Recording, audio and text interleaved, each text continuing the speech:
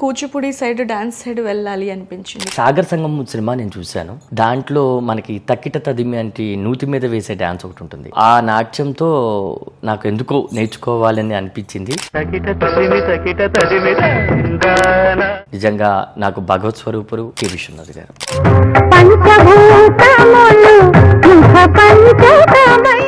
So మరి మీ ఇంట్లో dance side ఎవరైనా ఉన్నారా? మీరే ఫస్ట్? లేదండి, అటు తరాలు కానీ ఇటు తరాలు కానీ ఎవ్వరు కూడా నాట్యంలో లేరు. ఇది నిజంగా చెప్పాలంటే అది భగవంతుడు నాకు ఇచ్చిన వరంగానే నేను భావిస్తున్నాను.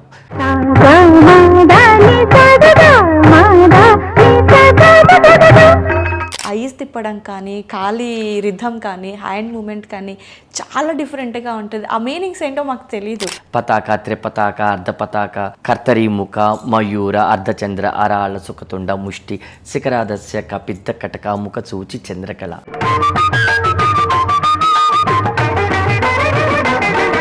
సో ఈ జనరేషన్లో క్లాసికల్ డ్యాన్స్ నేర్చుకుంటున్న వాళ్ళని ఎక్కువగా చూస్తున్నారా మీరు? ఈ జనరేషన్లో కూడా క్లాసికల్ డ్యాన్స్ నేర్చుకుంటున్నారు, కానీ ఒకప్పటి విద్యకి ఇప్పుడు విద్యకి చాలా డిఫరెన్స్ ఉంది.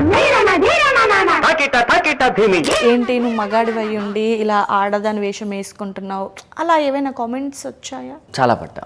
ఒక టైంలో అసలు ఎందుకు బతుకుతున్నాము, చచ్చిపోవాలనే స్టేజ్, దాన్ని అటెంప్ట్ చేసిన పరిస్థితి కూడా ఏర్పడింది.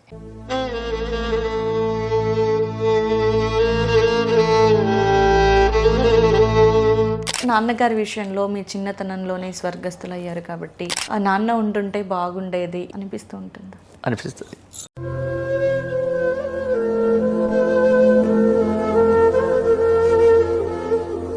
నమస్తే, వెల్కమ్ టు అవర్ ఛానల్. నేను గిరిజ. ఇవాళ మన స్టూడియోలో ఉన్న గెస్ట్ వచ్చేసి నేను మెయిల్ అని చెప్పాలా ఫీమేల్ అని చెప్పాలా అర్థం కాదు. సో చూడ్డానికైతే అందంగా రెడీ అయినప్పుడు ఖచ్చితంగా ఫీమేల్ అనే బిలీవ్ చేస్తారు, బికాజ్ ఆఫ్ తన డ్రెస్సింగ్ అలా ఉంటుంది, తను రెడీ అయ్యే విధానం అలా ఉంటుంది. బట్ క్యాజువల్గా చూస్తే మేలే అనమాట.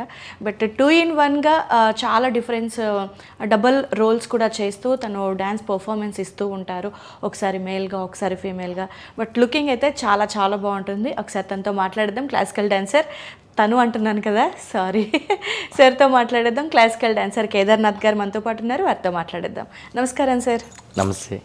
సో నిజంగా చూడడానికి అయితే చాలా అంటే చాలా బ్యూటిఫుల్గా ఉన్నారు, అందంగా. సో ఏమనిపిస్తుంటుంది ఫస్ట్ ఆఫ్ ఆల్ ఈ కామెంట్ విన్నప్పుడు? మిమ్మల్ని చూసి మేము ఫీమేల్ అనుకున్నామండి, లుకింగ్ చాలా బాగుంది అనేటువంటిది వినిపిస్తూ ఉంది కదా, సో ఎలా ఫీల్ అవుతారు? చాలా హ్యాపీగా ఫీల్ అవుతామండి. ఎందుకంటే మన కూచిపూడి యొక్క సాంప్రదాయమే పురుషులు స్త్రీ వేషధారితో చేయడం. మరి అలాంటిది ప్రక్రియని రూపానురూపం అంటాం. అలాంటి ప్రక్రియని ఇంకా ముందు తరాలకు అందించాలనేటువంటి ఉద్దేశంతో ఇలా చేస్తూ వెళ్తున్నప్పుడు ఆ యొక్క సాంప్రదాయాన్ని ముందు తరాలకు అందించేటప్పుడు ఆ ఆనందమే వేరు. ఇంకొకటి, అందంగా ఉన్నారు అని మీరు అందరూ చెప్తున్నారంటే మరి మీకన్నా అందంగా ఉన్నారు అంటే మాకు అది చాలా క్రెడిటే కదండి. సో చాలా happy. Okay okay, super super. So ఏంటండి అంటే మామూలుగా మీ స్టడీస్ ఏంటి, ఏం చదువుకున్నారు, ఈ డ్యాన్స్ వైపు ఎలా వచ్చారు? First of all me background. మాది వచ్చేసరికి ఏలూరు, పశ్చిమ గోదావరి జిల్లా అనమాట అండి, ఆంధ్రప్రదేశ్. అక్కడే పుట్టింది. మా నాన్నగారు వచ్చేసరికి దేవర్ గారు, ఆయన నాకు 1 year అప్పుడే స్వర్గస్థులయ్యారు. తర్వాత మా అమ్మగారు భాగ్యలక్ష్మి గారు. నేను చదివింది BSc BEd, biology and Telugu కాంబినేషన్లో చదివాను. తర్వాత నేను పొట్టి శ్రీరాములు తెలుగు యూనివర్సిటీ ద్వారా రాజమండ్రిలో డిప్లొమా కూచిపూడి చేశాను. ఓకే. సో ఎందుకు కూచిపూడి సైడ్ డాన్స్ సైడ్ వెళ్ళాలి అనిపించింది, క్లాసికల్ సైడ్? చాలా మంచి క్వశ్చన్ అడిగారు. ఇది అట్లా అంటే ఇలా క్లాసికల్ నేర్చుకోవాలి, శాస్త్రీయ నృత్యాలు నేర్చుకోవాలి, శాస్త్రీయ సంగీతం నేర్చుకోవాలి అనే ప్రేరణ కలిగించిన మహోన్నత వ్యక్తి, ప్రత్యక్షంగా కాకపోయినా పరోక్షంగా మాలాంటి కళాకారుల్ని ముందుకు తీసుకొచ్చిన వ్యక్తి స్వర్గశ్రీ కె విశ్వనాథ్ గారు. ఓకే. నిజంగా ఆయన సినిమాలు సాగర్ సంగమం, శంకరాభరణం, స్వర్ణకమలం, ఇలా చెప్పుకుంటూ పోతే చాలా మూవీస్ ఈ క్లాసికల్ మీదే నడుస్తున్నాయి. అలాంటి సాగర్ సంగమం సినిమా నేను చూశాను. దాంట్లో మనకి తక్కిట తదిమి అంటే నూతి మీద వేసే డ్యాన్స్ ఒకటి ఉంటుంది. సో ఆ నాట్యంతో నాకు ఎందుకో నేర్చుకోవాలని అనిపించింది. సో నిజంగా చెప్పాలంటే కమల్ హాసన్ గారి నాట్యం ద్వారానే నేను ఈరోజు ఈ నేర్చుకోవడం జరిగింది. దానికి ఆద్యుడు నిజంగా నాకు భగవత్ స్వరూపుడు కె విశ్వనాథ్ గారు. ఓకే. అంటే మీ అంటే ఏదైనా సరే పేరెంట్స్ నుంచి పిల్లలకు వస్తుంది అని అంటారు కదా, సో మరి మీ ఇంట్లో డ్యాన్స్ సైడ్ ఎవరైనా ఉన్నారా, మీరే ఫస్ట్? లేదండి, అసలు మా అటు తరాలు కానీ ఇటు తరాలు కానీ ఎవ్వరు కూడా నాట్యంలో లేరు. లేరు. ఇది నిజంగా చెప్పాలంటే అది భగవంతుడు నాకు ఇచ్చిన వరంగానే నేను భావిస్తున్నాను. ఓకే.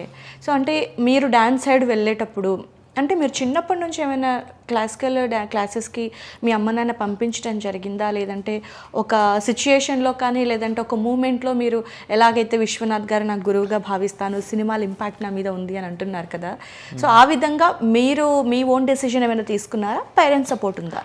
లేదండి, అంటే నాకు అంత నాలెడ్జ్ అప్పుడు ఏమీ లేదు. ఏదో డ్యాన్స్ నేర్చుకోవాలనేవాళ్ళు. మా అమ్మగారు మా తాతయ్య గారు వాళ్ళు సరే పంపిస్తాము, కానీ నువ్వు చదువులో కూడా మార్కులు తెచ్చుకోవాలి అని చెప్పేవాళ్ళు. అప్పుడు మనకి 7th క్లాస్లో కామన్ ఎగ్జామ్స్ అని ఉండేవి, దాంట్లో పాస్ అయితే పంపిస్తానన్నారు. అలాగే 7thలో పాస్ అయ్యాను. తర్వాత 8th క్లాస్ నేను 1993 అక్టోబర్ 13 సాయంత్రం మంగళవారం 6 గంటలకి నా ప్రస్తావన మా గురువు గారు పార్వతీ రామచంద్ర గారి ద్వారా ప్రారంభమైంది. సో అంటే మీరు క్లాసికల్ సైడ్ వెళ్ళినప్పుడు మీ అమ్మ నాన్న దగ్గర నుంచి వచ్చినటువంటి ఫస్ట్ రియాక్షన్ ఏంటి? అంటే మా నాన్నగారు అంటే చెప్పా కదండి, నాకు 1 yearలోనే లేరు కాబట్టి మీ అమ్మగారు అంటే మా ఫ్యామిలీకి కూడా ఏం తెలియదు. ఇంకా నేను ఇంట్రెస్ట్ పడుతున్నాను కాబట్టి, ఇష్టంగా ఉన్నాను కాబట్టి, ఫోర్స్ చేస్తున్నాను కాబట్టి పంపించారే తప్ప పూర్తిగా అది తెలియదు. తర్వాత నిజంగా దాంట్లో మా టీచర్ గారు పుణ్యం అంటూ, అంటే ఆవిడ కూడా నాకు ఒక తల్లి లాంటిది నిజంగా. ఇప్పుడు గురు తరహా వచ్చినటువంటి విద్య మనకి ఎప్పుడు కూడా సార్థకతగా మిగులుతుంది. నిజంగా చెప్పాలంటే ఆవిడ గురువు కన్నా తల్లిగా నన్ను బాగా ఆదరించి నేర్పించారు. సో మా తల్లిదండ్రులు, మా తాతయ్య గారు, మా మదరు అందరూ కూడా హ్యాపీగానే ఫీల్ అయ్యారు. ఓకే. సో మరి ఫస్ట్ టైం మీరు స్టేజ్ పర్ఫార్మెన్స్ ఎక్కడ చేశారు? నాకు ఏలూరులో మాకు సప్తాహాలని ఒకటి ఉంటుందన్నమాట. వెంకటేశ్వర స్వామి గుడి ఉంటుంది, ఉత్సవాలు జరుగుతుంటాయి జనవరిలో, ధనుర్మాసంలో. అప్పుడు ఫస్ట్ నేను చేసింది సంబరాలని ఒక జానపద నృత్యానికి చేశాను. ఆ తర్వాత అదివో లద్దువో హనుమాచార్య కీర్తనకి కూచిపూడి నాట్యంలో చేశాను. అదే నా ఫస్ట్ ప్రదర్శన. నైస్. సో అంటే ఫస్ట్ చేసినప్పుడు ఏదైనా ది బెస్ట్గా ఫీల్ అవుతూ ఉంటాం, చాలా హ్యాపీయెస్ట్ మూమెంట్గా మిగిలిపోతుంది కదా. సో మరి ఫస్ట్ మీ స్టేజ్ పర్ఫార్మెన్స్ చేసిన తర్వాత మీరు ఎలా ఫీల్ అయ్యారు? బయట నుంచి వచ్చినటువంటి కామెంట్స్ ఎలా ఉన్నాయి? అంటే అది చెప్తున్నా కదండి, అప్పుడు అసలు ఏం తెలియదు. నేర్చుకున్నాం, స్టేజ్ ఎక్కాం, మా టీచర్ పిలిచారు, ప్రదర్శించాం, అంతే. నిజంగా చెప్పాలంటే అప్పుడు కొత్తలో అసలు అంటే వాళ్ళు పొగిడారు, అది మనం బాగా చేసామా అసలు అన్నీ ఏం తెలియదు. మా టీచర్ చెప్పారు, మేము వెళ్ళి చేసాం. సో పోను దాంట్లో ఇప్పుడు ఏదైనా ఒక చిన్న స్వీట్ తింటాం, ముందు ఆ స్వీట్ తింటే మనకు ఆ టేస్ట్ తెలియదు, అది తినగా ఆటోమేటిక్గా దాని టేస్ట్ తెలుస్తుంది. అలాగే చేయగా ఓకే ఈ డాన్స్లో ఇంత ఉందా, భగవంతుని ప్రార్థిస్తూ భగవంతుని దగ్గరికి వెళ్ళే ఒక మంచి మార్గమే ఈ నాట్యం అని తర్వాత పోను చాలా ఆనందం కలిగించింది. నైస్. సో క్లాసికల్ డ్యాన్సెస్ అనగానే ఒక అందంగా కనిపించే ఇది ఒకటి అనుకుంటే, ఆ నాట్యం చేసేటప్పుడు చూసినప్పుడు అబ్బా నిజంగా నాట్యం నేర్చుకుంటే ఎంత బాగుంటుందా అనే ఫీలింగ్ చూసే వాళ్ళకి ఖచ్చితంగా కలుగుతూ ఉంటుందండి. సో అంటే మీరు ఈ డ్యాన్స్ కాకుండా ఇంకా వేరే ఏం జాబ్ చేస్తూ ఉంటారు? నేను నార్మల్గా అయితే బీఎస్సీ బీఈడీ చెప్పాను కదా, బీఎస్సీ బీఈడీ చేసినా కూడా దానికి స్వస్తి చెప్పేసి నేను ఇప్పుడు ఏలూరులో అదే హైదరాబాద్లో మహర్షి విద్యామందిర్ కొండాపూర్లో ఉంటుందండి.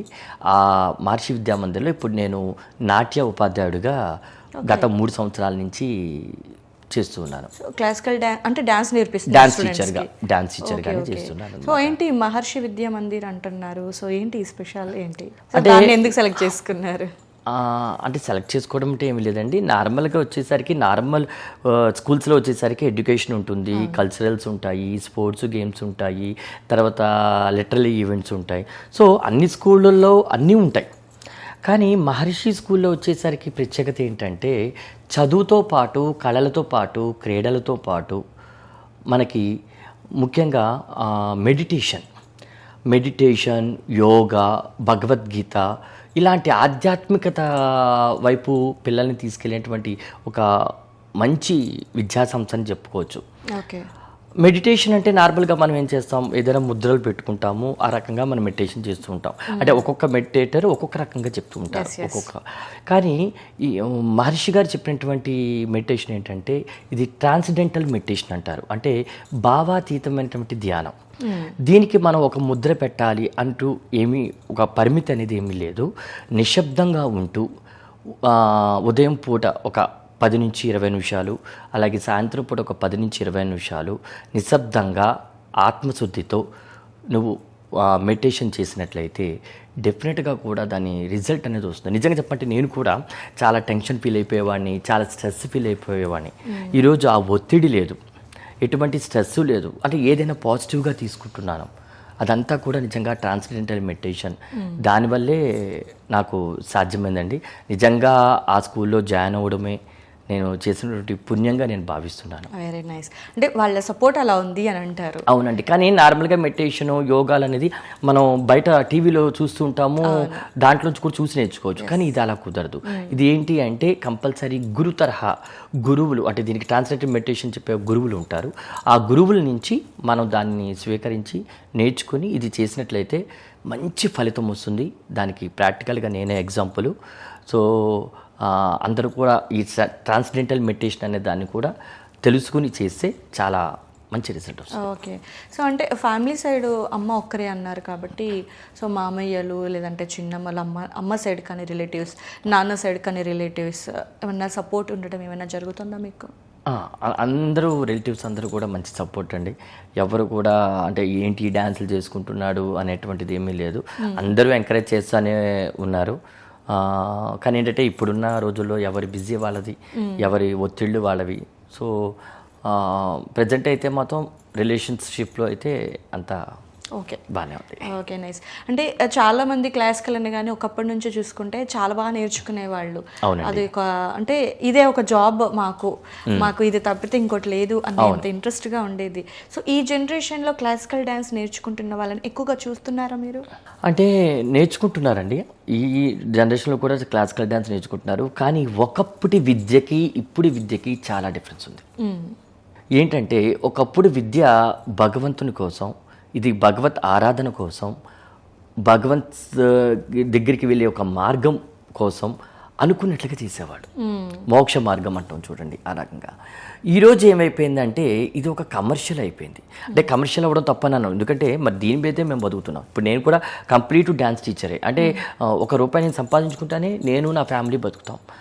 కానీ ఆ నాట్యం ఏదైతే ఉందో దానిని పక్కన పెట్టేసి ఇప్పుడు రకరకాల ప్రయోగాత్మకమైనటువంటి నాట్యాలు చేసేస్తూ ఉన్నారు.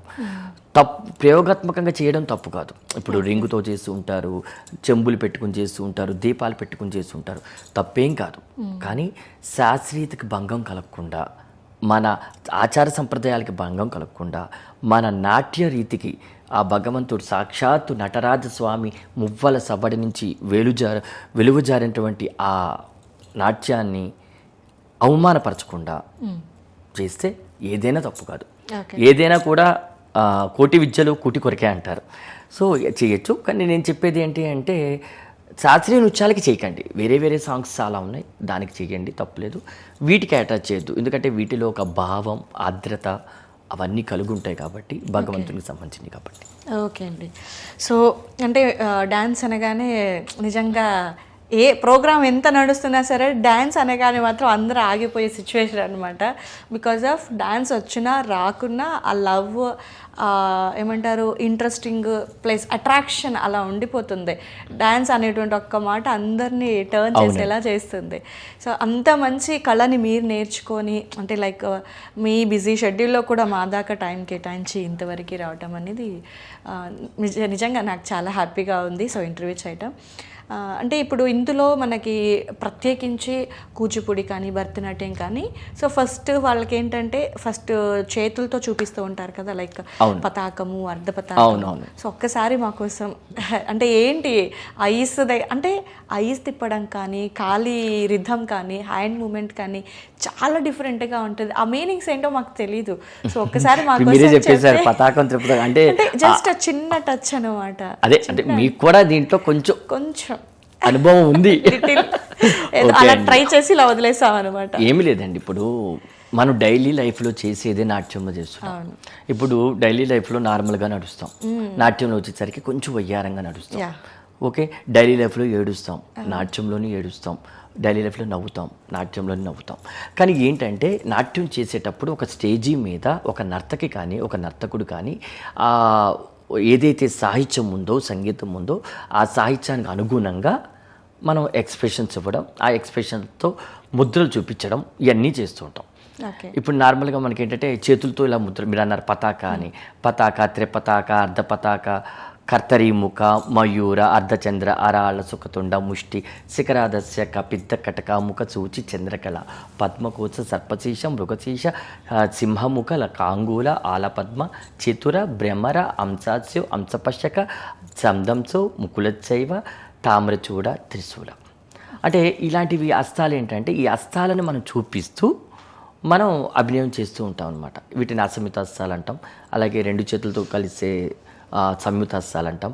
అలాగే కళ్ళతో మూమెంట్స్ ఉంటాయి, దృష్టి భేదాలని, గ్రీవా భేదాలని, తర్వాత నవరసాలు. మీకు తెలుసు నవరసాలు 9 ఉంటాయి మనకి, శృంగారం, వీరం, కరుణం, ఇలాగా.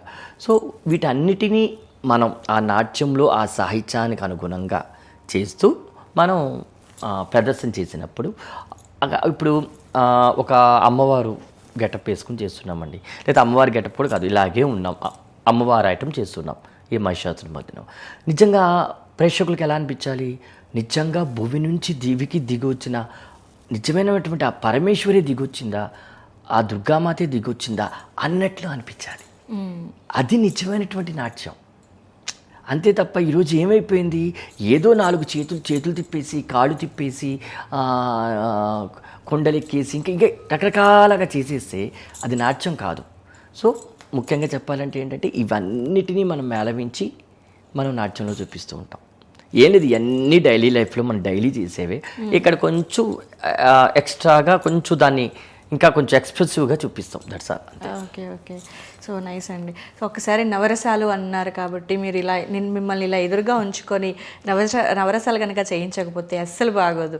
బికాజ్ ఆఫ్ మీ అంటే ఈ క్లాసికల్ డాన్సెస్లో నవరసాలు అద్భుతంగా పండిస్తారు కాబట్టి ఒక్కసారి మా కోసం నవరసాలు. ఓకే, నవరసాలు వచ్చేసరికి మనకు 9 ఉంటాయి. ఇప్పుడు నార్మల్గా కూడా మనం నవరాత్రులు అంటాం. అవునవును. అంటే 9 అమ్మవార్లు, 9 అమ్మవార్లు కూడా ఒక్కొక్క అమ్మవారిని కూడా మనం ఒక్కొక్క రసంతో కూడా పోలుస్తుంటాం అనమాట. నవరసాలు వచ్చేసరికి మొదటిది శృంగారం అనగానే గుర్తొచ్చేది ఆడవాళ్ళు సిగ్గుపడితేనే అది చాలా అందంగా ఉంటుంది. ఈరోజు కొంచెం బాధాకరం ఏంటంటే అది మరుగున పడిపోతూ ఉంది. ఓకే, శృంగారం.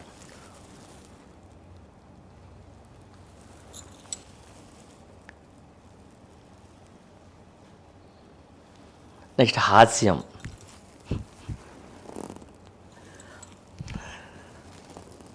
ఇలా హాస్యంలో కూడా డిఫరెంట్ ఉంటాయి. సో హాస్యం. నెక్స్ట్ కరుణ.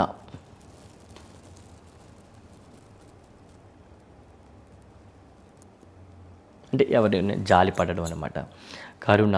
నెక్స్ట్ వచ్చేసరికి భయానకం.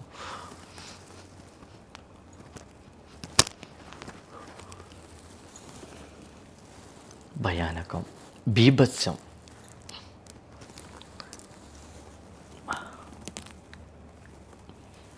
నెక్స్ట్ రౌద్రం.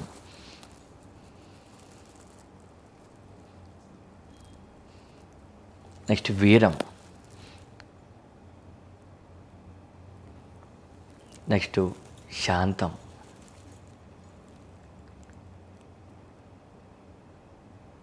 ఇలా మనకి నవరసాలు 9 ఉంటాయి అన్నమాట. నైస్ అండి.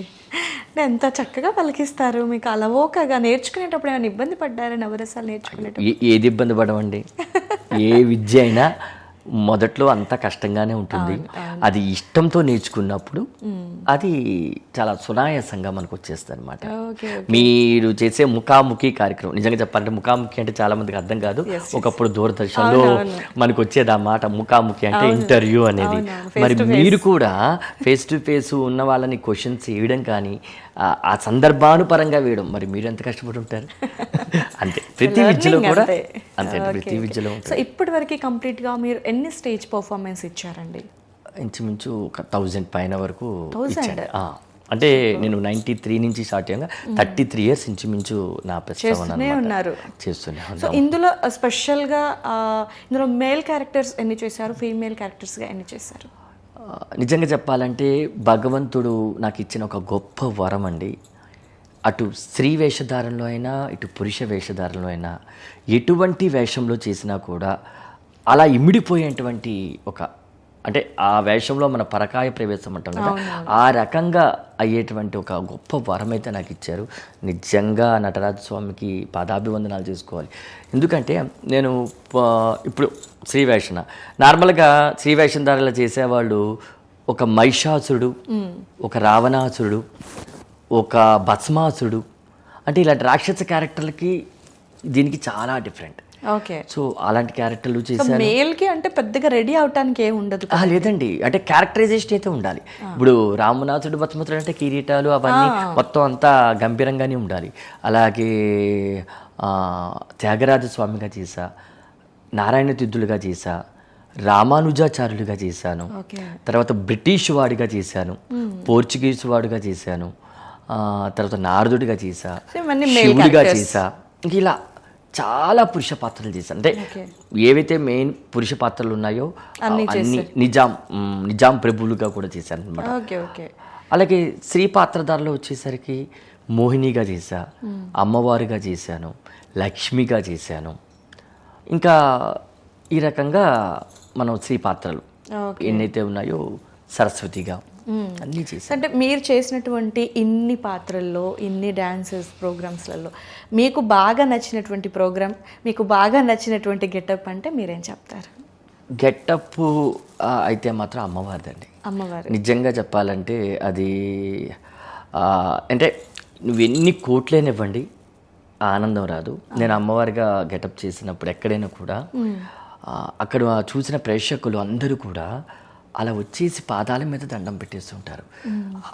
పెద్దవాళ్ళు కూడా అంటే 60 ఇయర్స్ ఏజ్ వాళ్ళు కూడా వచ్చి నిజంగా అమ్మవారు కనబడింది అమ్మా మాకు అని వచ్చి కాళ్ళకి దండం పెట్టేస్తూ ఉంటారు. అసలు ఇంకా అంతకన్నా నిజంగా అండి అసలు అమ్మవారు అయితే మాత్రం నిజంగా బాగా రోల్ చేయడం చాలా నచ్చిందంటారు. కష్టం అండి, చాలా కష్టం. కానీ అంత బాగా చాలా కాళ్ళ మీద దండం పెట్టేసి నిజంగా అమ్మ తల్లి నువ్వు వచ్చావు అన్నట్లుగా ఫీల్ అవుతుంటారు. సో ఇది చాలా చాలా అసలు అంటే ఇంకా మర్చిపోలేని సంఘటన. ఇంకొకటి వచ్చేసరికి పెర్ఫార్మెన్స్లో వచ్చేసరికి మాకు దూరదర్శన్ నుంచి గ్రేడ్ ఆర్టిస్టులు అని చెప్పి అంటారు. గ్రేడ్స్ ఉంటాయి మాకు, దానికి ఆడిషన్ ఉంటుంది. దాంట్లో B grade, B high grade, A grade, A top, ఇలా 4 ఉంటాయి అన్నమాట. ఏ బి గ్రేడ్ వచ్చి ఇక్కడే ఆడిషన్ జరుగుద్ది మనకే దూరదర్శన్లో. ఇక బి హై నుంచి ఏ టాప్ అన్నీ కూడా ఢిల్లీ వెళ్తాయి మన వీడియోస్. సో దాంట్లో నేను బి హై గ్రేడ్గా గుర్తింపు పొందున్నా. ఇప్పుడు ఆల్రెడీ ఏ గ్రేడ్ కూడా చేశాను, దాని రిజల్ట్స్ కోసం వెయిట్ చేసుకుంటున్నాను. సో ఇందులో హైయెస్ట్ ఏంటి గ్రేడింగ్లో? టాప్. ఓకే. టాప్ గ్రేడ్ అనేది హైయెస్ట్. ఇది మాకు చాలా ప్రతిష్టాత్మకమైందండి. నిజంగా గ్రేడ్ రావడం మాటలేం కాదు. అంటే ఎంతోమంది 100 మంది చేస్తే చాలా తక్కువ మందికి వస్తుంది అనమాట. అలాంటిది చిన్నప్పుడు నేను దూరదర్శన్లో మాకు బుధవారం పూట 9ంటికి అలాగ ఉదయం వచ్చేవి ఈ గ్రేట్ ఆర్టిస్టులవి ప్రోగ్రామ్స్. ఎక్కువ నేను వనజా ఉదయ్ గారు మన head of the department Telugu university, ఆవిడ ప్రోగ్రాం చూసేవాడిని. అబ్బా నేను ఎప్పుడైనా చేయగలనా లేదా అనుకునేవాడిని. నిజంగా గ్రేడ్ వచ్చి నేను పెర్ఫామ్ చేశాక ఇవి 2 అయితే మేడం అసలు నిజంగా జీవితంలో మర్చిపోలేనివి. ఓకే. సో ఇప్పటి వరకు ఎన్ని అవార్డ్స్, ఎన్ని రివార్డ్స్ అందుకున్నారండి? అవార్డ్స్ రివార్డ్స్ చాలా వరకు వచ్చినాయండి. చాలా సంస్థలు మన పిలిచి అవార్డ్స్ ఇవ్వడము అవన్నీ కూడా వచ్చినాయి. ఒకటండి, అవార్డు అంటే నా ఉద్దేశంలో సంస్థలు ఇవ్వడం అనేది మన నాట్యానికి గుర్తించి వాళ్ళు ఇస్తారు.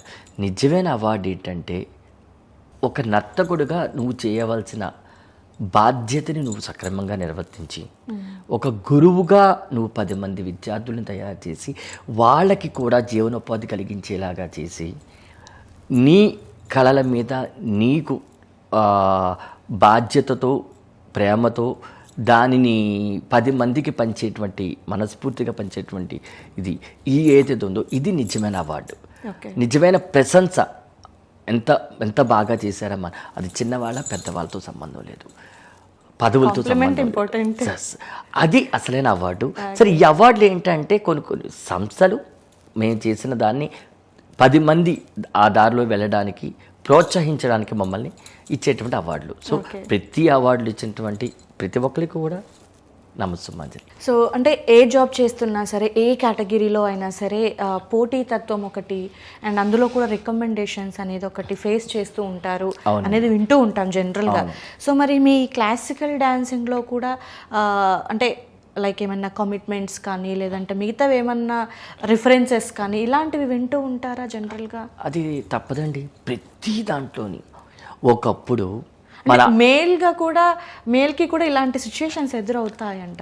మేల్కి ఫిమేల్కి ఏం లేదండి. ఒకప్పుడు మన యొక్క వర్త్ని దృష్టిలో పెట్టుకుని మన ప్రతిభని దృష్టిలో పెట్టుకుని ఇచ్చేవారు. అందుకనే ఇది వరకు కంట్రీస్ అన్నీ కూడా స్పాన్సర్షిప్స్ ఉండేవి. తానా ఆట ఇలాంటి సంస్థలు మనని వేరే దేశాలకి తీసుకెళ్ళి పర్ఫామ్ చేయించేవాళ్ళు. ఈరోజు ప్రతిభకి సంబంధం లేదు. నీకు తెలిసిన వాళ్ళు ఉన్నారా, నీకు ప్రోగ్రామ్ వస్తుంది. నువ్వు ₹1 ఖర్చు పెట్టగలుగుతున్నావా, నీకు ప్రోగ్రామ్ వస్తుంది. సో టాలెంట్ చూడట్లేదు. టాలెంట్ చూడటం చాలా తగ్గిపోయిందండి. ఉన్నారు, అలాంటి వాళ్ళు కూడా ఉన్నారు, అనకూడదు ఉండలేదని, కానీ చాలా తగ్గిపోయింది. ఇప్పుడు నేను అన్నమాట చాలామందికి కష్టం అనిపించవచ్చు, ఉన్న ఫ్యాక్ట్ చెప్తున్నాను. సో అదైతే చాలా వరకు మరుగున పడిపోయింది. ఇప్పుడు ప్రతి దానికి రెఫరెన్స్ లేదా రికమెండేషన్, అవి లేదా డబ్బు, ఈ 3 ఉంటేనే నడుస్తుంది. కానీ ఇంకా నిజంగా చెప్పాలంటే కొందరు మహానుభావులు వర్తుని చూసి ఇచ్చేవాళ్ళు కూడా చాలామంది ఉన్నారు, పెద్దవాళ్ళు. నిజంగా వాళ్ళందరూ కూడా ఈరోజు వర్తుని చూసి పిలిచి మాకు ప్రోగ్రామ్స్ కూడా ఇస్తున్నారు. ఓకే. సో మిమ్మల్ని మీరు అద్దంలో చూసుకున్నప్పుడు అంటే మేల్ గెటప్లో చూస్తారు, రెగ్యులర్గా ఇంట్లో ఉండేది చూస్తారు, ఫీమేల్ గెటప్లో చూస్తారు. సో మిమ్మల్ని మీకు బాగా నేను ఇలా అయితే అందంగా ఉంటాను అనేటువంటి పాయింట్ ఏ విధంగా చూసుకున్నప్పుడు అనిపించింది? అంటే మీకు చెప్పే కదా, మేల్ గెటప్స్ అంటే ఒక సపరేట్, అవి వేరుగా ఉంటాయి. ఫీమేల్ గెటప్ అయితే వేరుగా ఉంటాయి. ఇంకా నార్మల్గా ఉంటే నార్మల్గా షర్ట్ ప్యాంట్తోనో లేకపోతే నార్మల్గా వెళ్ళిపోతూ ఉంటాం స్కూల్కి కానీ, కుర్తా పైజమాతోనో వాటితోనో. ఏది ఎలా ఉన్నా కేదార్లా ఉంటేనే ఇష్టం. అంతే తప్ప ఫీమేల్ వేసామని ఫీమేల్గా ఉండకూడదు. ఇప్పుడు ఫీమేల్ వేసాను, ఫీమేల్గా అంటే ఇక్కడ అలాగే ఉండాలి. మేల్గా వేసా, మేల్ అక్కడ అలాగే ఉండాలి. నార్మల్ మ్యాన్గా ఉన్నాను, అక్కడ అలాగే ఉండాలి. అంటే ఏ పాత్ర వేస్తే ఆ పాత్రలో అలాగే ఉండాలే తప్ప దేని ఇంపాక్ట్ ఇంకొక దాని మీద పడకూడదు. సో ఒకప్పుడు అలా పడి కొన్ని ఇబ్బందులు ఫేస్ చేశాను, చాలా అవమానాలు ఫేస్ చేశాను. పోను దానిని నేనే రికలెక్ట్ చేసుకుని దాన్ని సరి చేసుకుంటూ ఈరోజు దేనికి ఇచ్చే ప్రయారిటీ దానికి ఇచ్చుకుంటూ ఉంటున్నారు. అంటే నిజంగా అంటే ఫీమేల్ గెటప్ అనగానే ఇంకా ఐబ్రోస్, ఐలైనరు, లిప్స్టిక్, ఆల్సో ఏమంటారు పారాని, హ్యాండ్ వ్యాక్స్ దగ్గర నుంచి ఫుల్ టు మొత్తం అన్నీ ఇంకా లేడీస్ లాగే చేయించుకోవాలి కదా. సో అప్పుడేమన్నా అనిపిస్తుంది, అబ్బా అంటే మేల్గానే చేస్తే బాగుండేది కదా, ఫీమేల్గా చేస్తే ఇన్ని చేయించుకోవాల్సి వస్తుంది ఏమన్నా ఫీల్ అయ్యారా ఎప్పుడైనా? లేదండి, ఎందుకంటే ఇది నేను చెప్పా కదా, రూపానురూపం అనే సంప్రదాయాన్ని ముందు తరాలకు అందించాలనే ఉద్దేశంతో ఇంత కష్టపడుతున్నాం. కష్టంలో ఇష్టంతో కష్టపడుతున్నాను కాబట్టి అసలు ఎప్పుడూ అనిపించలేదు. రెండోది వచ్చేసరికి మీలాంటి వాడు పొగుడుతూ ఉంటే కొంచెం ఓకే, గిరిజ గారి కన్నా కేదార్ సార్ అందంగా ఉన్నారంటే అది ఇంకా మాకు బూస్టింగ్ అనమాట. సో ఇంకా బాగా చేస్తాం. సో మరి ఇలా రెడీ అయినప్పుడు ఆడవాళ్ళు కూడా ఇంత ఇబ్బంది ఉంటుందా అనేది అనిపిస్తుందా, అర్థమవుతుందా? అయ్యో, ఆడవాళ్ళకి అసలు ఇబ్బంది లేనిది ఎప్పుడండి. ఇప్పుడు స్త్రీ అంటేనే శక్తి స్వరూపిణి, ఓర్పు సహనం కలిగింది. అంటే ఆడవాళ్ళకి ఎక్కడ చెప్పక ఒకే ఒక ఎగ్జాంపుల్ అండి, నవమోసాలు మోసి కంటుంది. అక్కడ పడినంత కష్టం జీవిత ప్రపంచంలో ఎవ్వరూ పడరు. సో మిమ్మల్ని కష్టం లేదు అనే మాట అన్నారు అంటే ఇంకా అది వాళ్ళ విఘ్నతకు వదిలేయాలి. సో ఆడవాళ్ళు ఎప్పుడు. నైస్. ఓకే. సో మరి మీ అమ్మగారు ఎలా ఉన్నారు, ఏంటి హెల్త్ అదంతా ఓకేనా? పర్లేదండి. ఇప్పుడైతే ఒక 4 years అయింది ఆపరేషన్ అయ్యి, బైపాస్ అయ్యి. ఇప్పుడైతే పర్వాలేదు. ఏదైనా ఇంకా ఏజ్ ముందుకు వెళ్తూ ఉంటుంది కదా, సో జాగ్రత్తగా చూసుకోవడమే. ఓకే. సో మరి మీకేమైనా బ్యాడ్ కామెంట్స్ వచ్చాయా? అంటే లైక్ పేరు ప్రఖ్యాతలు వచ్చిన తర్వాత మనతో మాట్లాడే విధానం వేరు ఉంటుంది. సో బిఫోర్ దట్ వాళ్ళు రియల్గా చూసిన వాళ్ళు మాట్లాడే విధానం ఒకటి ఉంటుంది. అవునండి. సో అంటే ఇవాళ రేపు చూస్తున్నాం సమాజం ఎలా ఉంది అని అంటే డబ్బు ఉంటే ఏదైనా నడుస్తుంది అనేలాగా నడుస్తుంది. డబ్బు లేదు అని అంటే కనీసం మన వాళ్ళు కూడా మనల్ని దేకే పరిస్థితుల్లో లేదు సిచ్యువేషన్. సో అంటే ఏంటి నువ్వు మగాడి అయి ఉండి ఇలా ఆడదాని వేషం వేసుకుంటున్నావు, అలా ఏవైనా కామెంట్స్ వచ్చాయా? అవన్నీ స్టార్టింగ్లోనే ఏలూరులో ఉన్నప్పుడు అంటే 2012 ఇక్కడికి వచ్చాను. రాకముందు చాలా పడ్డా. చెప్తాను కదండి, నిజంగా చెప్పాలంటే ఒక టైంలో అసలు ఎందుకు బతుకుతున్నాము, చచ్చిపోవాలనే స్టేజ్ ఆల్రెడీ నేను దాన్ని అటెంప్ట్ చేసిన పరిస్థితి కూడా ఏర్పడింది. అంటే కామెంట్స్ అంటే అంతే అండి. ఇప్పుడు ఆడవాళ్ళు చేస్తారు, వీళ్ళు ఆడంగి వాళ్ళ ఉంటారు, ఆడవేషాలు వేస్తారు, వీళ్ళ పద్ధతి వేరుగా ఉంటుంది అంతే. కానీ ఎవరి కోసం చేస్తున్నాం? సరే మా కోసం చేస్తున్నాం, ఇంత కష్టపడేది మీ ఆనందం కోసమే కదా, ఆ భగవంతుని సంకల్పంతోనే కదా చేసేది. మరి ఆడవేషం వేసే మేము వరిష్ఠ అనుకుంటే సాక్షాత్తు శ్రీ మహావిష్ణువే మోహిని రూపం దాల్చారు. శ్రీ మహావిష్ణువే మోహిని రూపంతో శివ కేశవులు ఒకటే అని చెప్పేసి అయ్యప్ప జననానికి కారణమయ్యారు. మరి ఏమంటారు? అంటే నోరుంది కదా అని మాట్లాడడం కాదు, మనం మాట్లాడేటప్పుడు ఎదుటి వాళ్ళని ఆలోచించుకుని మనం మాట్లాడాలి. అంటే ఎవరో నలుగురు ఉన్నారని అందరూ అలాగే ఉంటారు అన్నట్టు. అంతే అంతే.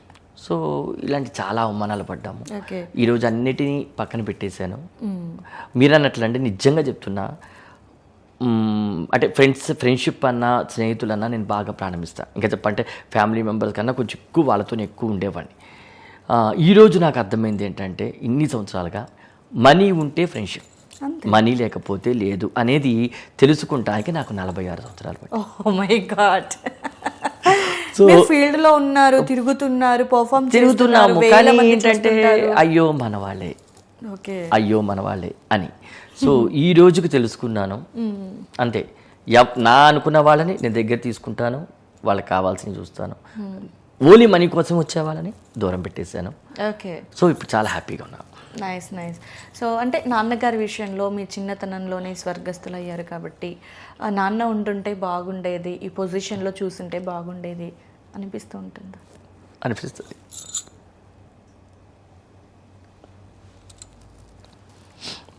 కానీ ఏం చేయలేం కదా. 1 yearలోనే మా అమ్మలోనే మా నాన్నని చూసుకో. సో నాన్న ప్లేస్లో నాన్నలాగా చూసుకునే, అంటే నాకు నాన్న లేని లోటు తెలియకుండా చేస్తున్నారు అనేటువంటి రిలేటివ్స్ ఆ అంటే నాన్న ప్లేస్ ఎవరికి రాదు. అట్లీస్ట్ అంటే నాకు నాన్న ఉంటుంటే ఇలా చూసేవాళ్ళేమో అనేటువంటి ఫీలింగ్ అట్లీస్ట్. అంటే ఒకటి కష్టంలో ఉన్నప్పుడైతే మొత్తం చాలామంది ఆదుకున్నారండి. కరోనా టైంలో కానీ మా అమ్మగారు ఆపరేషన్, బైపాస్ ఆపరేషన్ కానీ నిజంగా చెప్పాలంటే చాలామంది అటు రిలేటివ్స్ కానీ ఫ్రెండ్స్ కానీ ప్రతి ఒక్కరూ నన్ను ఆదుకున్నారు. ఏ విషయంలో అయినా సపోర్టివ్గా ఉన్నారు. అలా మనీ పరంగా కూడా ఆదుకున్నారు, అన్ని రకాలుగా కూడా. కానీ మా మావయ్య గారు అంటే మా మేనమావ, మా అమ్మ వాళ్ళ తమ్ముడు అనమాట, గుంటూరులో ఉంటారు, ప్రసాద్ గారు అని మా మావయ్య. అలాగే మా నాన్నమ్మ గారు వాళ్ళ చెల్లెలు, తమ్ముడు అని చెప్పేసి వాళ్ళు ఉంటారన్నమాట, అమ్మాజీ గారు అని చెప్పి వాళ్ళు. వీళ్ళందరూ కూడా చాలా ఉండి పక్కన ఉండి మేమున్నాం నీకెందుకు అనేటువంటి ధైర్యం అయితే ఇచ్చారు. రిలేషన్లో అయితే అటు మా తాత తరపు వాళ్ళు అవ్వచ్చు, మా నాన్నమ్మ తరపు వాళ్ళు అవ్వచ్చు, మా అమ్మ తరపు వాళ్ళు అందరూ కూడా అండి ఏ రకంగానే చేశారు. ఇంకా అలాగ ఫ్రెండ్స్ అయితే మాత్రం చాలా రకాలుగా మనకి సపోర్ట్ చేశారు, ఉన్నారు. కానీ ఏదైనా ఆ స్థానం అయితే భర్తీ చేయలేరు, కానీ మేము ఉన్నాను అనేటువంటి భరోసా. మా మావయ్య అయితే మాత్రం నాకు అంతా సపోర్ట్గానే ఉన్నారు. నైస్. సో అంటే కొత్తగా ఎవరైనా చిన్నపిల్లలు కావచ్చు, అంటే ఎవరికి ఎప్పుడు ఇంట్రెస్ట్ దేని మీద కలుగుతుంది అనేది చెప్పలేం కాబట్టి, సో ఎవరికైనా కూచిపూడి కానీ భరతనాట్యం కానీ నేర్చుకోవాలి అనేటువంటి ఇంట్రెస్ట్ ఉంది అని అంటే వారు స్ట్రిక్ట్గా పాటించాల్సినటువంటి రూల్స్ ఏమైనా ఉన్నాయంటారా? తప్పకుండా అండి.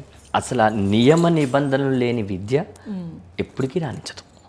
ప్రతి దానికి ఒక నియమం, దానికి ఒక రూల్స్ అనేది కంపల్సరీ ఉంటాయి. ఒకటే గుర్తుపెట్టుకోవాలి, ఈ నాట్యం అనే కాదు, సంగీతం అవచ్చు, సాహిత్యం అవచ్చు, ఏదైనా అవ్వచ్చు, కళలు అనేవి భగవత్ సంకల్పంతో ఏర్పడినవి. అది మైండ్లో పెట్టుకోవాలి. భగవత్ ఆరాధన కోసం చేసేటువంటివి. తర్వాత భగవంతుని చేరేటువంటి మోక్ష మార్గానికి దారి చూపించేవి.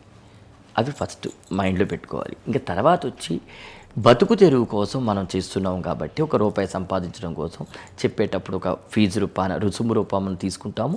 అలాగే మన ప్రోగ్రాం చేసేటప్పుడు తీసుకుంటాం. ఇవన్నీ సర్వసాధారణం. అయితే పిల్లలు బాగా గుర్తుపెట్టుకోవాల్సింది ఏంటంటే ఒక పంచువాలిటీ, ఒక టైం సెన్స్, రెండోది కష్టపడడం నేర్చుకోవాలండి. ఈరోజు ఎక్కడండి పిల్లల్ని గట్టిగా 2 అడుగులు వేస్తే వాళ్ళ పేరెంట్స్ అమ్మో మా పిల్లలు కాళ్ళు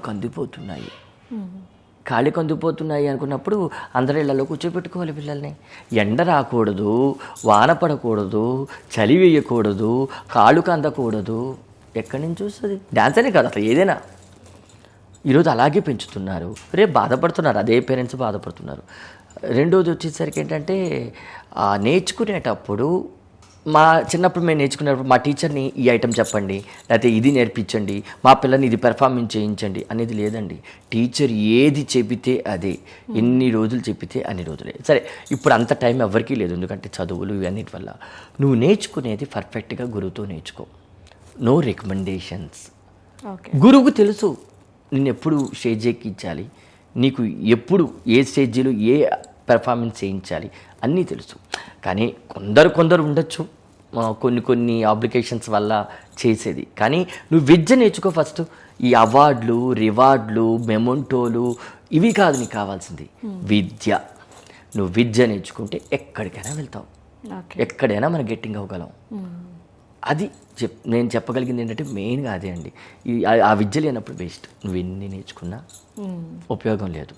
సో అంటే మీరు ఈ పొజిషన్లో రావడానికి అంటే మీకు సపోర్టింగ్గా బ్యాక్ ఎండ్ కావచ్చు, లేదంటే తెలిసి కానీ తెలియకుండా కానీ సో మీకు బాగా సపోర్ట్ చేసి ఈ పొజిషన్కి మీరు రావడానికి సహకరించిన వాళ్ళు ఎవరైనా ఉన్నారు అంటే ఏం చెప్తారు? తప్పకుండా అండి. ఏ మనిషి సింగిల్గా వెళ్తారు? ఆఖరికి ఏకలవ్యుడంటే వాడే ఆయన విగ్రహాన్ని పెట్టుకుని, గురువు విగ్రహాన్ని పెట్టుకుని పూజించి నేర్చుకున్నాడు కదా, ద్రోణాచార్యుడిది. మరి మనం ఎంత అంటే నేను ఒక్కడిని తప్పు. నువ్వు ఒక్కడివి ఏది సాధించలేవు. ప్రత్యక్షంగానో పరోక్షంగానో ఏదో ఒక బ్యాక్ సపోర్ట్ ఉంటుంది. అలా చెప్పాలంటే మొట్టమొదటికి చెప్పే కదా కె విశ్వనాథ్ గారు, తర్వాత మా టీచర్ గారు పార్వతీ రామచంద్ర గారి వల్ల వచ్చాము, తర్వాత జన్మనిచ్చిన తల్లిదండ్రులు. ఆ తర్వాత నేను హైదరాబాదు వచ్చిన తర్వాత నాకు ముఖ్యంగా నాకు ఇంత సపోర్ట్ ఇచ్చింది బొమ్మరి సినిమా, మీకు తెలిసే ఉంటుంది. దాంట్లో బైక్ మీద ఎక్కించుకుని వెళ్తూ ఉంటుంది సిద్ధార్థని, జయలక్ష్మి గారు. Okay okay. సో నిజంగా చెప్పాలంటే మా అమ్మ తర్వాత నాకు అక్క, కానీ అమ్మ లాంటిది. నిజంగా ఆవిడ లేకపోతే కేదార్ అన్నోడు అసలు లేడు. నిజంగా చెప్పాలంటే జయలక్ష్మి గారు ఆవిడ మంచి నాట్యాచారిని, ఆవిడ కూడా మంచి నర్తకి. అంటే మీ మూవీస్లో మీకు తెలుసు ఆవిడ అందరికీ సుపరిచితురాలే. అలాగే ఇక్కడికి వచ్చిన తర్వాత క్రాంతి నారాయణ అని చెప్పి తను ఒక మంచి డాన్సర్ అనమాట, నాట్యాచారిని. క్రాంతి నారాయణ, సురేంద్ర, అజయ్ కుమార్, అలాగే నదియా. ఇప్పుడు చూడండి చాలామంది రిలీజియన్ అదే మన మతాల గురించి మాట్లాడుతూ ఉంటారు. మరి ఈ ఆర్ట్ అనేది మతాలకు అతీతమైంది. నదియా ఒక ముస్లిం అమ్మాయి ఈరోజు నేర్చుకుని ఎంతో బాగా రాణిస్తుందన్నమాట నదియా. అలాగే బాలాజీ సార్ అని చెప్పి ఒక ఆయన ఉన్నారు, ఆయన. వీళ్ళందరూ కూడా నాకు చాలా సపోర్ట్ ఇచ్చారు. వాళ్ళందరూ లేకపోతే అలాగే చొరవరపు రమేష్ గారు అని చెప్పి మన లేటెస్ట్గా ఆయన స్వర్గస్థులు అయ్యారు, ఆయన కూడా నాకు చాలా సపోర్ట్ ఇచ్చారు. ఇలా ప్రతి ఒక్కళ్ళు అండి. ఇంకా నాకు స్నేహితులు అయితే ఉన్నారు, కరీం అని చెప్పి, రామకృష్ణ, భవానీ, ఇలా వీళ్ళందరూ కూడా నాకు చాలా సపోర్ట్ ఇచ్చారనమాట అండి. Okay, very nice. సో అంటే యువతనే కాదు ఎవరికైనా సరే ఫర్దర్గా అంటే నేనైతే అంటే మీరు చూసినంత వరకు హైదరాబాద్ వచ్చాక ఈ క్లాసికల్ డ్యాన్స్ అనేది కళ అంతరించిపోతున్నట్లుగా అనిపించిందా, నేర్చుకుంటున్నారు బాగానే ఈ జనరేషన్లో కూడా అనిపించిందా మీకు? ఒక టైంలో అంతరించిపోయినట్లుగా అనిపించిందండి. అంటే ఇప్పుడు కరోనా ముందు చూసుకున్నట్లయితే ఒక 2-3 years ఎవరు నేర్చుకోవట్లా, వెస్టర్న్ సైడ్కి వెళ్ళిపోతున్నారు అనేదైతే అనిపించింది. ఆఫ్టర్ కరోనా వచ్చేసరికి కూడా బాగా పిల్లలు నేర్చుకోవడం స్టార్ట్ చేశారు. ఎందుకోసం? విద్య కోసం కాదు, మేముంటోళ్ళు అవార్డులు, రివార్డ్స్ కోసం. అంటే వాటిల్లో వీళ్ళు కనబడుతున్నారు. ఇప్పుడు ఒక స్టేజ్ మీద అండి గిన్నిస్ ఆఫ్ రికార్డ్ అవార్డులు ఇస్తున్నారు, నంది అవార్డులు కూడా ఇస్తున్నారు. ఒక చిన్న పిల్ల, ఒక 5 years పాపకి నంది అవార్డు, గిన్నిస్ రికార్డ్. అదే స్టేజ్ మీద పెద్ద పెద్ద పద్మశ్రీలకి. వ్యత్యాసం ఎక్కడ? సో వీటి కోసం నేర్చుకుంటున్నారనే నా భావన. అది మారి విద్య నేర్చుకో, అవన్నీ ఆటోమేటిక్గా అయ్యే వస్తాయి. మనం వెళ్ళక్కల్లా వాటి గురించి, అవే వస్తాయి. అవి తీసుకో, విద్య నేర్చుకో. సో అంటే ఇప్పుడు మిమ్మల్ని కంప్లీట్గా ఈ గెటప్లో చూశాక మీరు ఇంకా క్లాసికల్ మూవీస్ కానీ క్లాసికల్ రిలేటెడ్గా ఉన్న సినిమాలే కానీ చూస్తారేమో, కంప్లీట్గా దీని మీదే శ్రద్ధ పెడతారేమో, ఇంకా బయట ఏవి చూడరేమో, తిరగరేమో అనిపిస్తుంది. మరి అది నిజమా అబద్ధమా? బయటకు వెళ్ళడం యాజ్ అ జెంట్గా ఎక్కువ సర్వే అవ్వాలి అంటే, రిలేషన్స్ పిఆర్ పెరగాలి అని అంటే తిరగాల్సిందే కదా. సో ఇలా ఉంటే, ఇంట్లో ఉంటే అయితే సెట్ అవ్వదు కదా. సో మరి పబ్స్కి పార్టీస్కి వెళ్ళటం కానీ, లేదంటే బయట ఫ్రెండ్స్తో చిల్ అవ్వటము, సో ఇలాంటివన్నీ చేస్తారా?